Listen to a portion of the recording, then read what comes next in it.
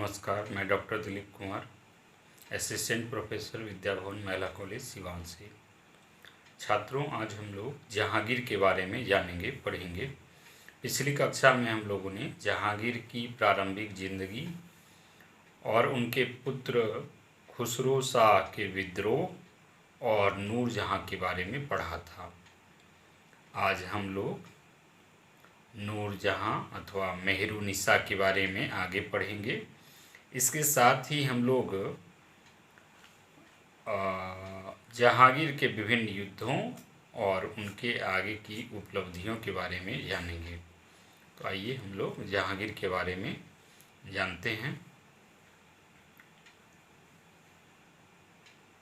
जहांगीर की का जो है दूसरी शादी मेहरुनिसा के साथ हुआ था, जो शेर अफ़गान की पत्नी थी, और पहला उनका जो विवाह हुआ था वह आपका मानवाई के साथ हुआ था, जो आमेर के भगवान दास की पुत्री थी।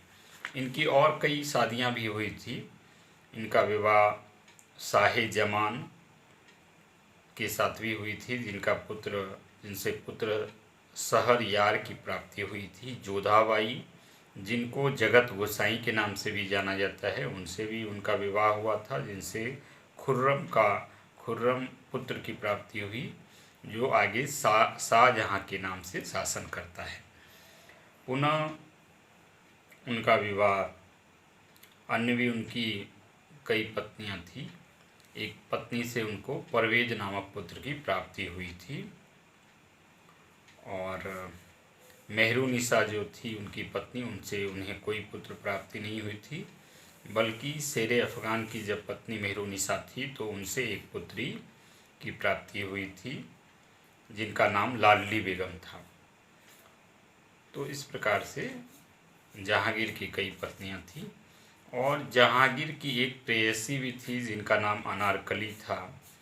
ऐसा कहा जाता है कि अकबर ने जहांगीर की प्रेयसी अनारकली को दीवारों पर चुनवा दिया था।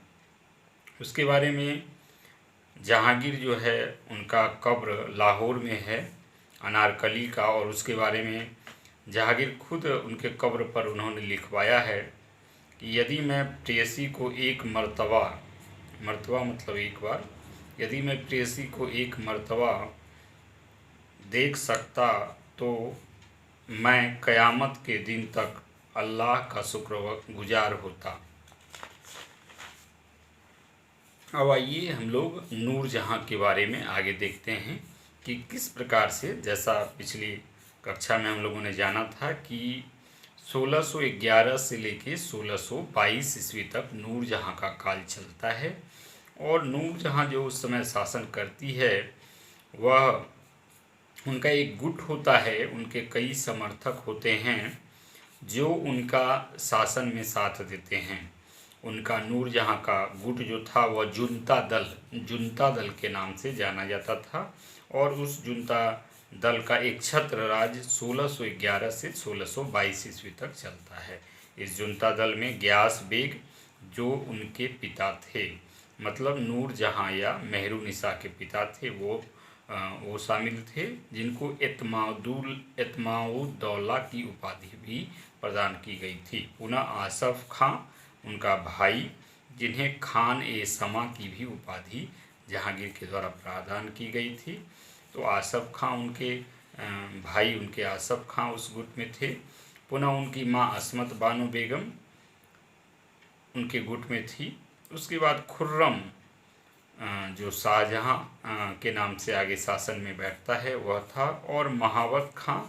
और पुनः जब खुर्रम नूरजहां के बेटी लाडली बेगम से विवाह नहीं करता है, तो उनका विवाह उनकी एक सौतेले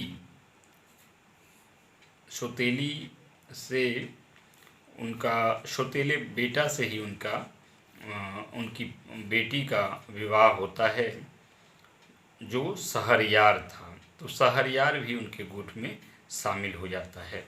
और नूरजहां के विरोधी दल में जो हैं, उसमें परवेज, खुसरो शाह, और खुसरो शाह के पुत्र जो हैं द्वार बख्श, इसके अलावा मिर्ज़ा अजीज़ कोका और इसके बाद राजा मानसी। तो ये जो थे नूरजहाँ के विरोधी दल में थे।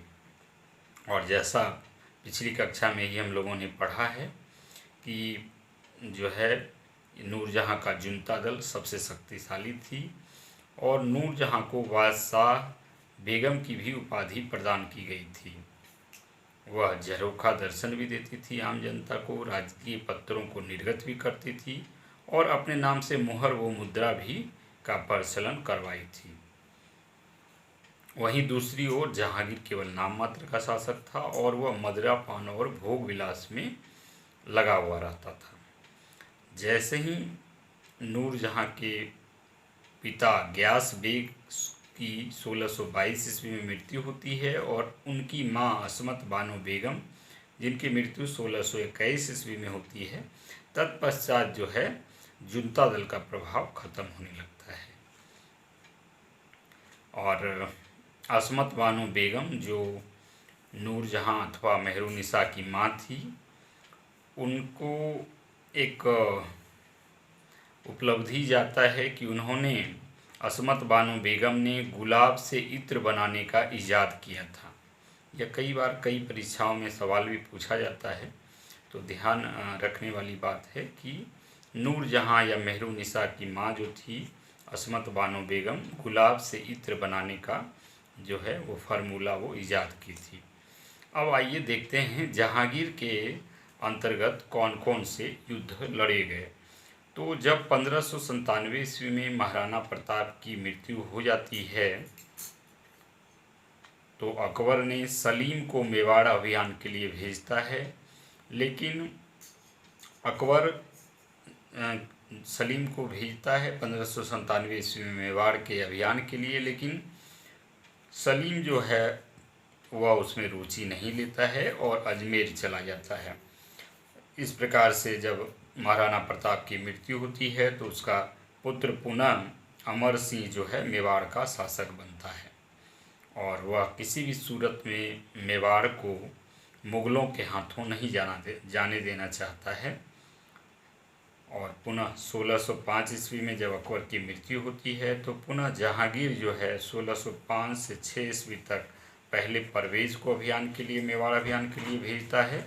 पुनः 1608 ईस्वी में वो महावत को पुनः मेवाड़ के अभियान हेतु भेजता है जहांगीर, और इस अभियान में भी सफलता नहीं मिलती है। पुनः 1609 ईस्वी में अब्दुल्ला खां को भी वहाँ पर भेजा जाता है मेवाड़ अभियान के लिए, लेकिन उन्हें भी सफलता नहीं मिलती है।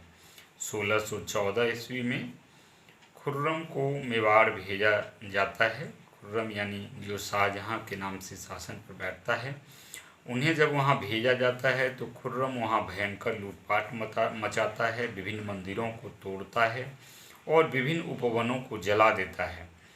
और 1615 ईस्वी में जब अमर सिंह का पुत्र जो है वह कर्ण सिंह जब अपने पिता को कहता है कि मुग़लों से समझौता कर लिया जाए, तो मुग़लों से अपने शर्त पर ही समझौता ये करते हैं महाराणा कर्ण सिंह या उनके पिता अमर सिंह के बीच जो समझौता होता है मुग़लों के साथ, वह उनके अपने समझौते के आधार अपने शर्त के आधार पर होता है, जिसमें प्रमुख शर्त थी कि पहला तो यह शर्त था कि पहला यह शर्त था कि मेवाड़ जो है मुग़लों की अधीनता स्वीकार करता है।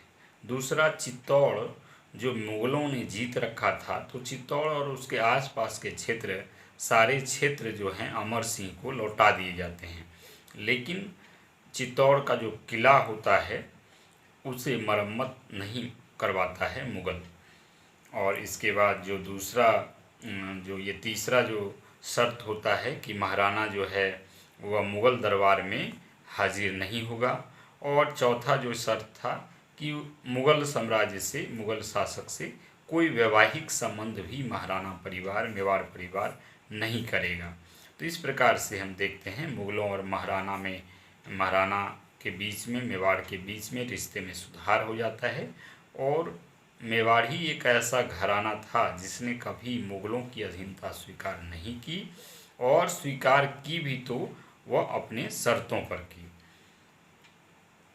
अब आइए अगला जो अभियान चलता है वह काबुल और कंधार का।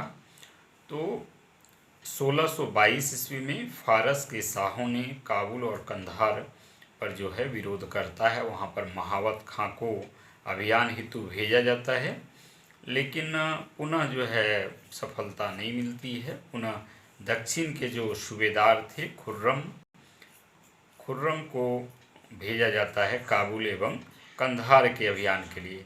और उस समय भी हम ऐसा देखते हैं कि जहांगीर और खुर्रम यानी शाहजहाँ के बीच संबंधों अच्छा संबंध नहीं रहता है। और उस समय जहांगीर की जो है 1622 की घटना है, जहांगीर का स्वास्थ्य भी अच्छा नहीं रहता है और वह स्वास्थ्य लाभ के लिए कश्मीर गया हुआ होता है। और इस प्रकार से जो है मुग़लों के हाथों से काबुल और कंधार भी निकल जाता है।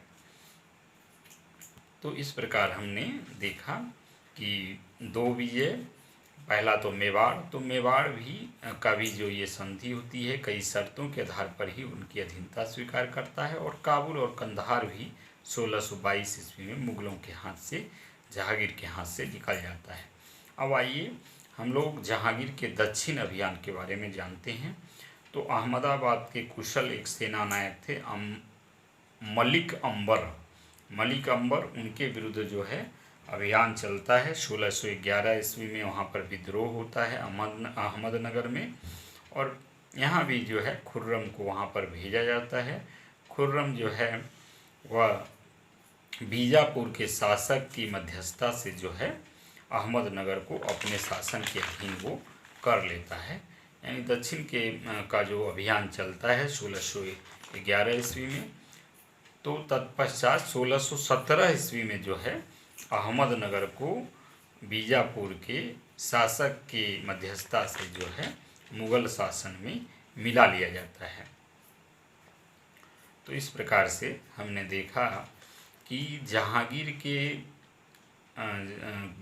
के जो शासन काल में है कोई खास महत्वपूर्ण अभियान नहीं चलते हैं, कोई खास विजयी अभियान नहीं होता है।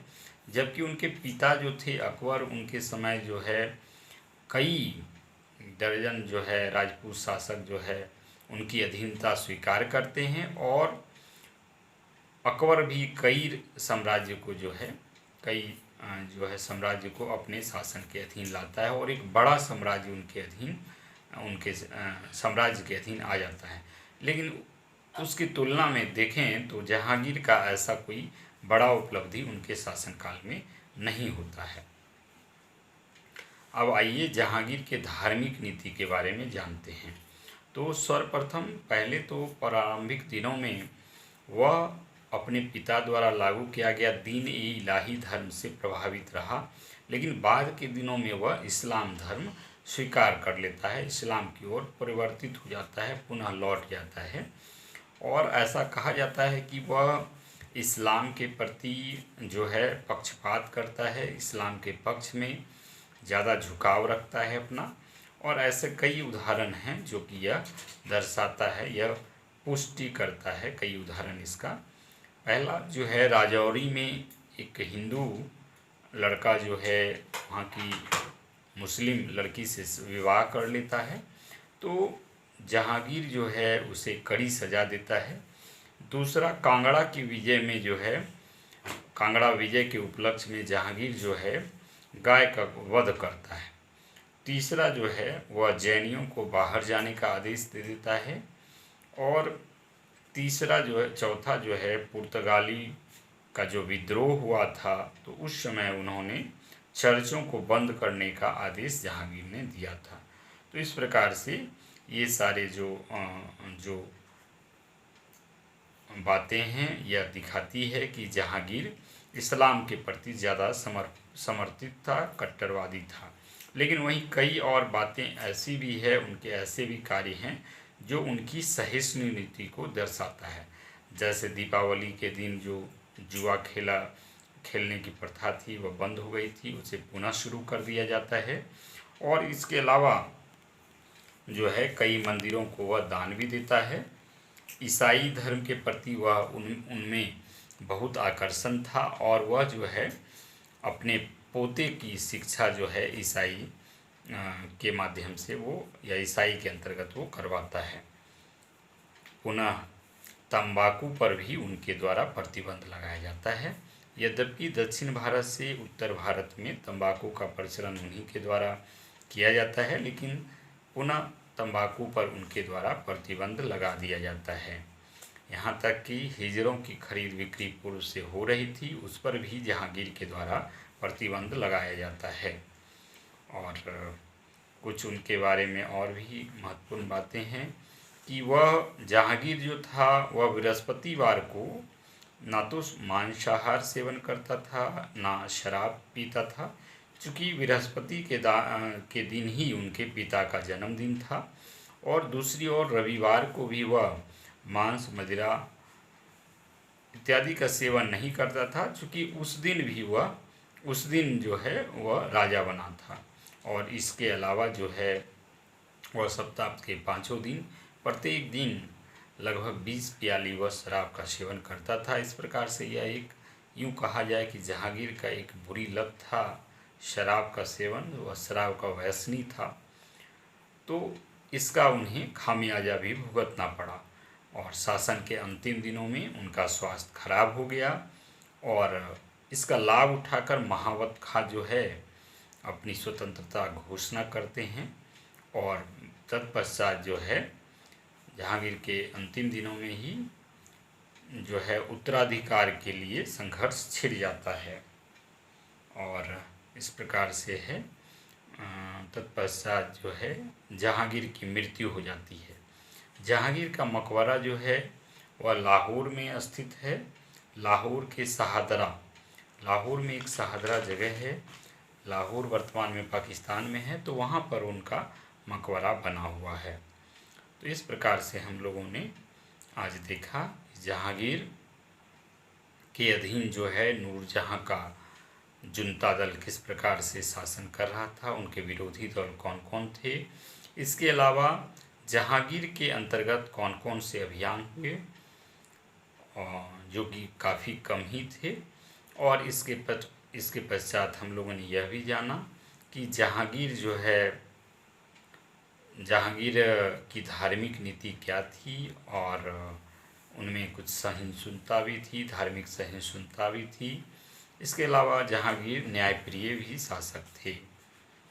और फिर अगले कक्षा में हम लोग खुर्रम अर्थात जो उनका जहांगीर का पुत्र है शाहजहां, उसके बारे में विस्तार पूर्वक जानेंगे।